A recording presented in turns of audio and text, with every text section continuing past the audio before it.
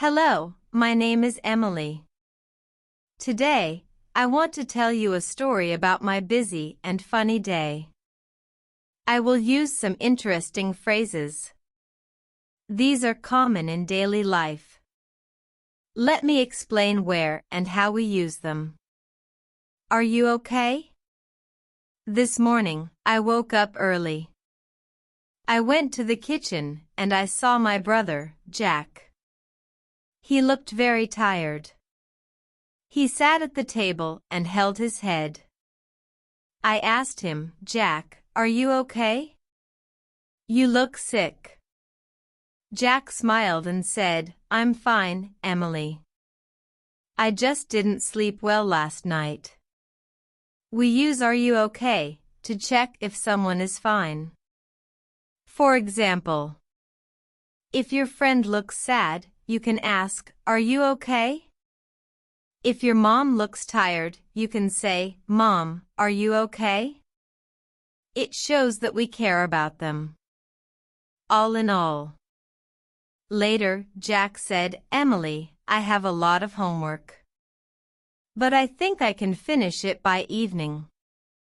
I said, all in all, today is not so bad.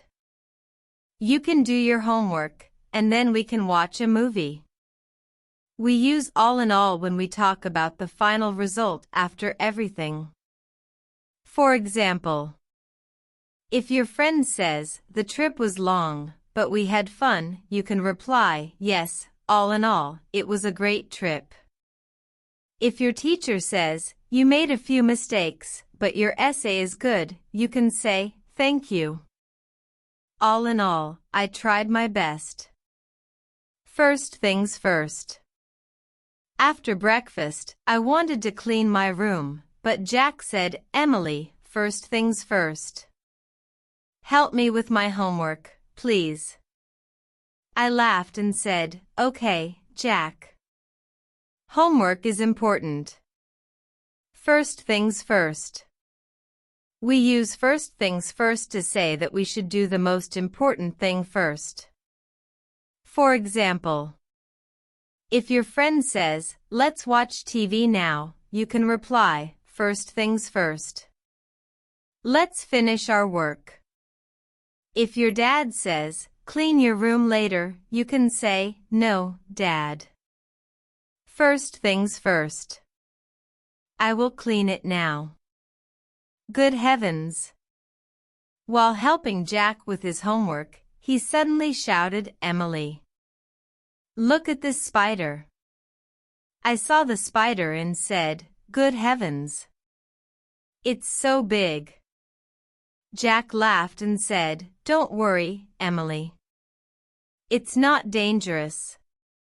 We say good heavens when we are surprised. For example, if your friend says, I saw a tiger at the zoo, you can reply, good heavens. That's amazing. If your mom says, we won the lottery, you can say, good heavens. Really? Just between you and me. After finishing the homework, Jack said, Emily, I want to tell you a secret. But just between you and me, okay? I said, okay, Jack. I won't tell anyone. What is it? He said, I like Emma from my class. We use just between you and me when we share a secret. For example, if your friend says, I don't like the new teacher, you can reply, it's okay. Just between you and me, I don't like him either. If your sister says, I broke Mom's vase, you can say, don't worry. Just between you and me, I won't tell her. Spill the beans. Jack was shy to tell me more about Emma. I smiled and said, come on, Jack. Spill the beans. Tell me everything about her. Jack laughed and said, okay, okay.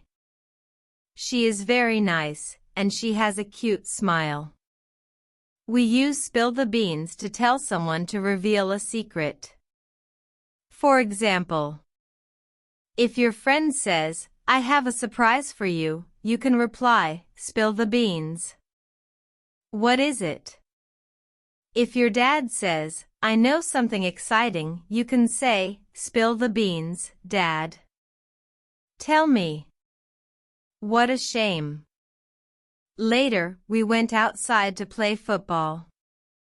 But it started to rain. Jack said, "Oh no. We can't play now." I said, "What a shame. I wanted to play so much." We say what a shame when something bad happens. For example, if your friend says, "The park is closed today," you can reply, "What a shame. I wanted to go there." If your teacher says, "The school trip is canceled," you can say, "What a shame. I was excited about it." On second thoughts. While we stood in the rain, I said, "Let's go back home." On second thoughts, let's play in the rain. Jack smiled and said, "Great idea, Emily. Playing in the rain is fun." We use on second thoughts when we change our mind. For example, if your friend says, "I don't want ice cream," and then says, "On second thoughts, I do want it," they changed their mind. If your mom says, "Let's drive to the shop," and then says, "On second thoughts, let's walk," she changed her decision. I do not have the foggiest idea. Later, Jack asked me, "Emily, how do we build a treehouse?" I said, "I do not have the foggiest idea. I have never built one before." We use "I do not have the foggiest idea" when we don't know something. For example, if your friend asks, "Where is my book?" you can reply, "I do not have the foggiest idea." If your dad asks, "How does this machine work?" you can say, "I do not have the foggiest idea." What is the matter with you? At the end of the day, Jack was very tired. He dropped his book on the floor and shouted, "I can't study anymore."